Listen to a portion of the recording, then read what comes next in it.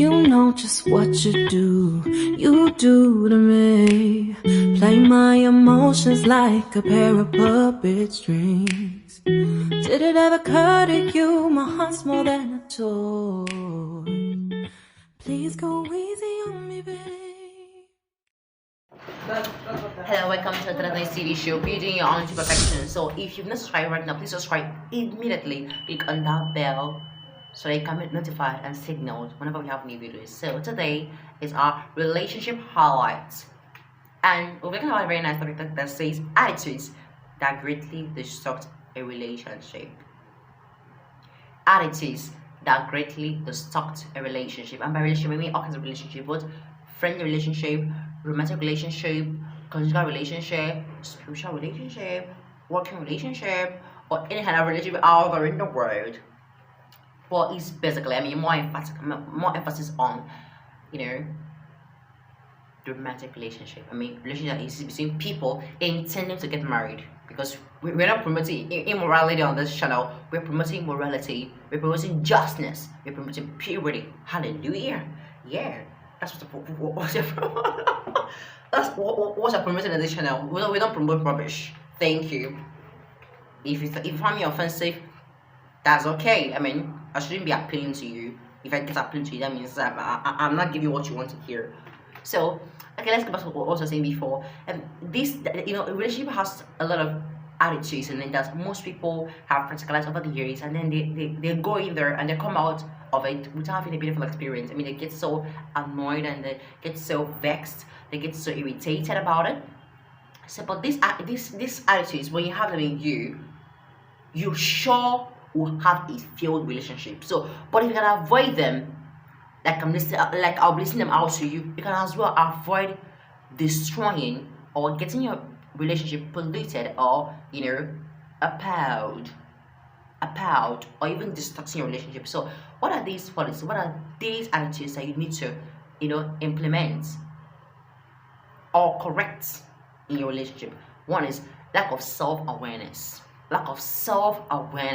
Yeah, most people, especially ladies, even guys, majority is ladies, when you lack self-awareness, it's going to cause a lot of distractions in your relationship. It's going to impoverish, jeopardize, and disentangle your relationship, because you will find yourself acting in ways that is foolish, cheap, frustrated, desperate, and dishonoring.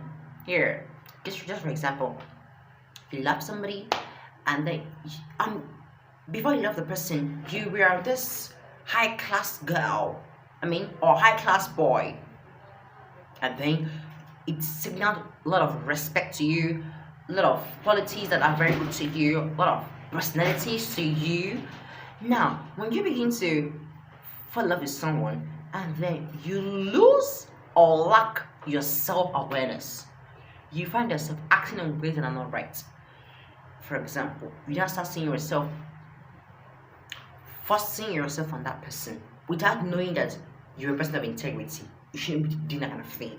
You know, force yourself on that person, and then when you're doing that, the person sees you as someone that is annoying, someone that is, that is a parasite, someone that is a predator, because it seems as if you want to eat them up. They'll start seeing in a very bad perspective, and because of that, they'll push you away and they will end that relationship. You must understand yourself. Lack of self-awareness can destroy you, and again, this lack of self-awareness can also cause you to be treated in a very foolish manner. Yeah, and when you're acting foolish, you will not find yourself doing the right things you should do, what you need to do in that relationship. Thus, you can't fight or stand strong for your relationship. Lack of self-awareness will make you act timid when you're actually bold. Lack of self-awareness will make you act that. So you must be very aware. Self-consciousness. Who you are. What are you? You must know that.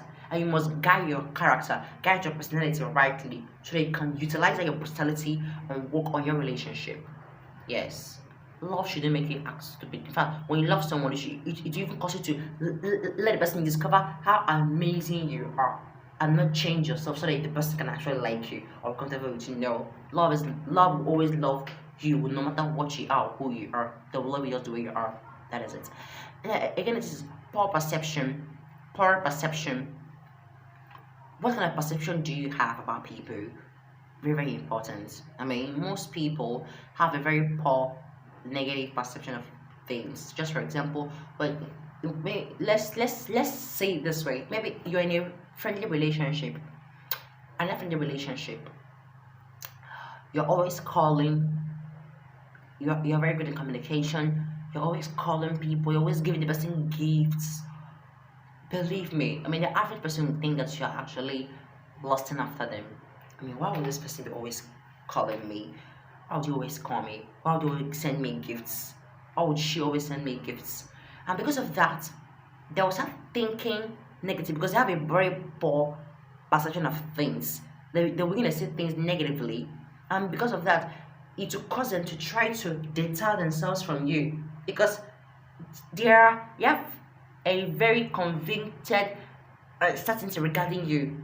They say, this person is suspicious. I don't trust this person. They'll push themselves away from you because you're acting in a way that their mindset, their perception cannot understand. So if you have a very poor perception in whatever relationship you are in, it cannot stand. It cannot work. You must change your perception. You must fix your perception. And perception lies in mindset. Your mindset is all about perception. So you must change the sets makeup of your mind so you can actually have the right perception of things. You must change your perception. Change your, if you're in a relationship and you think that in this relationship the person that should own that should be cooking always should be the woman or the girl, it's not going to work. It will spoil and to destroy it very soon. It will spoil things for you.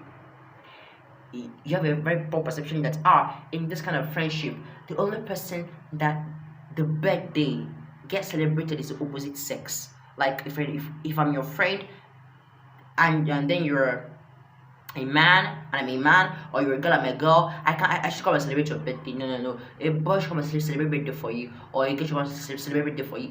If you're a boy, a girl should celebrate your birthday for you. It will make more sense than if you're a girl. That part I think that's way. Then if you're a girl, a boy should celebrate your birthday for you in a friendly relationship or in any kind of relationship, even in business relationship. They'll think that it's not right because when a boy and a boy celebrate the birthday, like if you're a guy and then you come to another guy's place, your friend, guy, what's up? How's things with you? Oh, things are amazing, right? Okay, I got you a birthday present. They'll give you a very, very, weird and disgusting and uncomfortable look. Like, are you okay? Like, why would you give me gifts as a guy? I mean, they don't think that way. So you must change your perception, and you must also find someone that has the same perception with you. Yes, if you cannot change it, then I think you should get someone that has the same perception with you, so that thing can properly work. Again, it is also, you must deal with selfishness. Avoid being selfish. Don't be selfish. When you're selfish in a relationship, it's going to destroy that relationship because it's only about yourself. But there's someone in your life as well. Someone is in your life as well. So you should always consider the people in whatever you do. Selfishness has to do with kindness. Kindness. You should be kind. Consideration. You should consider the other party. Yes, you should consider them as well. You shouldn't be doing things just for yourself. If you're doing something, you should also consider them because you feel that there is someone in your life, there are people in your life, and whatever you do is also going to influence them. So you should also consider whatever you're doing with regards to them. Consideration. Selfishness has what's called kindness and consideration. You must always be kind. You must always consider. When that consideration, that kindness, that relationship or whatever you have, both friendship, marriage, business relationship is going to destroy. That union can no longer hold because it's centered towards you, and you become like a predator to them. You always collecting from them and not investing back in them, which is wrong. It's not right. So you must deal with selfishness best, especially the ladies, because most ladies generally please don't be offended by what I'm saying, but most ladies are generally selfish in nature.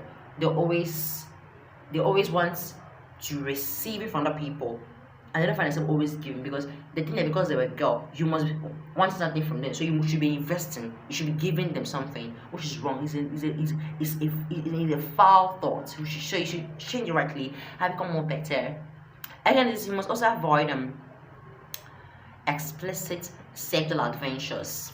Explicit sexual adventures. Here, there are some kind of sexual activity that most people engage in relationship, and the other person don't want it, but you want it. So it's kind of right. I mean, you want this kind of style, you want kind of movement, and the person doesn't like this kind of things. It's going to spoil that beautiful union, because the person likes something that is normal. I want something that is actually abnormal, something that is heightened and heightened. You must actually change and avoid explicit sexual adventure if you want to retain that relationship. I mean, if your partner doesn't want that kind of thing, then stop it. It's not right. It's not right. So you should actually have the kind of adventure that your partner loves, or likes. I mean, some of these explicit adventures, some of them are not even right, because they end up destroying one's body. I mean, you go in a good shape and then you come out in a very bad shape. Yeah, you go healthy and come back unhealthy. You go with a very pure mind and you come back polluted. No, in fact, don't even practice all this explicit adventures. Like, it's very, very wrong. Not very, very wrong. So please don't even engage in that. Engage in the actual way of doing things here. Again, you must also avoid violence. I mean, violence. Again, there's violence in abuse, because you can also practice violence by your lips. Here, by your lips. You can also actually practice violence by your mouth, by your words. What do you say? You might not be the person, but your words are beating them down, beating down their emotion, beating down their faith and love for you. Yeah. So you must avoid violence towards your partner. Don't be violent. Don't be violent towards your friend, towards your husband, your wife, towards whoever is in your life that you have like a bond with. Avoid violence towards them. Don't be harsh. Don't be hard. Be soft, sweet, and gentle with them. They find you sweet, like like a candy. They find you appealing. They find you loving to be with. They find you. They always find themselves trying to have you always around them, like hold you in their body and in the soul and the spirit. That is one of the things that can help cement a relationship, when you are not violent at all in any way. When you are comical, yes, but when you are violent, that quality, that attitude would destroy that relationship. It will spoil it. Then the final point, the final lap of it all, is avoid inferiority complex. Yeah, don't be timid. When you're timid, it doesn't make your partner kind of turned on for you or love you more. If when you're timid, they feel as if the vibe cannot go together, because maybe, for example, the partner you have is always thinking about success, always saying things that motivate him or her, and then you're like, I don't think it's for us, please don't even think about that. And they're like, are you okay? This is 21st century, I am thinking this way. No, don't be inferiority complexed. Don't be an inferiority complex state. Avoid that word. Be wise, be intelligent, be bold, be motivational, be inspirational, be a driving factor, a driving force in that relationship. When you have that in you, the partner can even do it. They would like to have you to themselves. In fact, if that person was your fiance, they'll get married to you as quickly as possible, because they want someone that will promote their cause, that will inspire them to success, inspire them to growth, and help them to build a loving, developed, and industrious family or home. So please avoid timidity, avoid being inferior. Always see yourself as superior and have a superior mindset.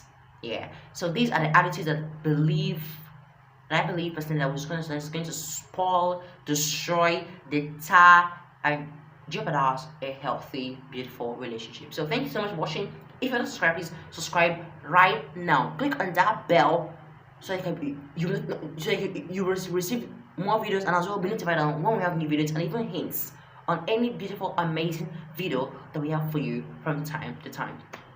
Thank you so much, and see you next time on our channel. It is Instead on a TV show. You know just what you do. You do to me. Play my emotions like a pair of puppet strings. Did it ever occur to you my heart's more than a toy?